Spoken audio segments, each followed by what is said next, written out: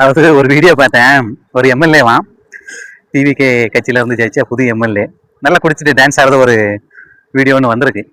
பார்த்தா நல்லா காமெடியா தான் இருக்கு. அந்த தொகுதி மக்கள் நிலைமையை நினைச்சா இன்னும் காமெடியா இருக்கு. இப்படியாப்பட்ட ஆட்களை தான் மக்களே ஓட்டு போட்டு தேர்ந்தெடுத்திருக்கீங்க.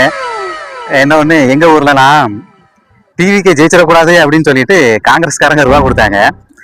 காங்கிரஸ்காரங்க ரூபா கொடுக்காங்க அப்படின்னு சொல்லிட்டு டிவிகே காரங்க போலீஸ்க்கு ஃபோன் பண்ணி போட்டு கொடுத்தாங்க. இன்னைக்கு ரெண்டு கட்சியும் ஒன்று சேர்ந்துருக்காங்க கூட்டணியில.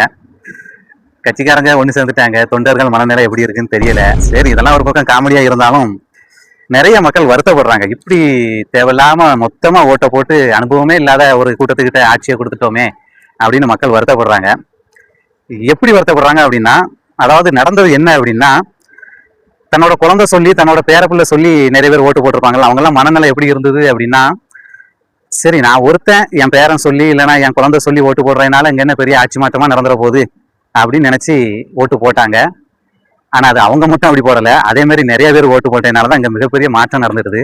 அப்படி போட்டவங்க எல்லாருமே நம்ம இப்படி ஒரு மாற்றம் வரும்னு நினைச்சு ஓட்டு போடலையே, ஆனா இப்படி ஒரு மாற்றம், புதுசா ஒரு மாற்றம் வந்துட்டுதே, இவங்க ஆட்சி நடத்திடுவாங்களா, பெரும்பான்மை கிடைச்சிருமா, ஒருவேளை பெரும்பான்மை கிடைச்சாலும் 5 வருஷம் ஆட்சி நடக்குமா அப்படிங்கிற பல கேள்விக்குறிகள் மக்கள் மத்தியில வந்துட்டுது. மக்கள் திருந்தணும், குழந்தைங்க சொல்றாங்க அப்படிங்கிறதுக்காண்டிலாம் ஓட்டு போட்டதன் விளைவு இன்னைக்கு ஒவ்வொருத்தரும் கலக்கத்துல இருக்காங்க. அதுபோக இந்த கல்லூரி நிர்வாகங்கள், பள்ளி நிர்வாகங்கள், இவங்கெல்லாம் இந்த இன்ஃபுளுசர் அப்படிங்கிற பேர்ல இந்த குத்தாட்டம் போடுறவங்க, வீட்டில் சமையல் பண்ணி அதை ப்ரோக்ராமா போடுறவங்க, கணவன் மனைவி 2 பேர் சேர்ந்து எங்கேயே சுத்த போனா அதை வீடியோ எடுத்து போடுறவங்க, இப்படியாப்பட்ட இன்ஃபுளுசர்ஸ் எல்லாம் கூப்பிட்டு ஸ்கூல்ல காலேஜஸ்ல ப்ரோக்ராம் நடத்தி அந்த ஸ்டூடெண்ட்ஸ் மத்தியில ஒரு பெரிய ஒரு இம்பாக்டை கிரியேட் பண்ணி வச்சிருக்காங்க தெரியுமா. இதுவே மிகப்பெரிய ஒரு கொடுமை இந்த நாட்டுல.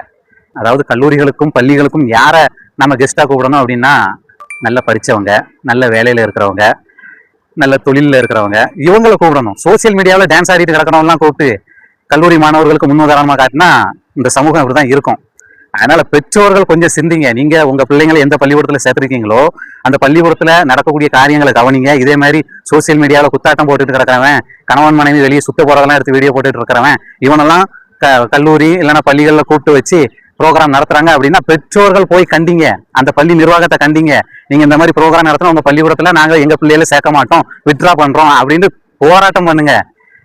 பெற்றோர்கள் அமைதியா இருந்தது, பள்ளி நிர்வாகங்கள் எதையுமே கண்டுக்கிடாம இப்படியாப்பட்ட இன்ஃபுளுசர்ஸை கொண்டு வந்து ப்ரோக்ராம் நடத்தினது எல்லாம் சேர்ந்து இன்னைக்கு ஒரு மிகப்பெரிய மாற்றம்னு சொல்லி மொத்தத்தில் தமிழ்நாட்டு மக்களை தெருவில் விட்ட மாதிரி ஆகிப்போச்சு.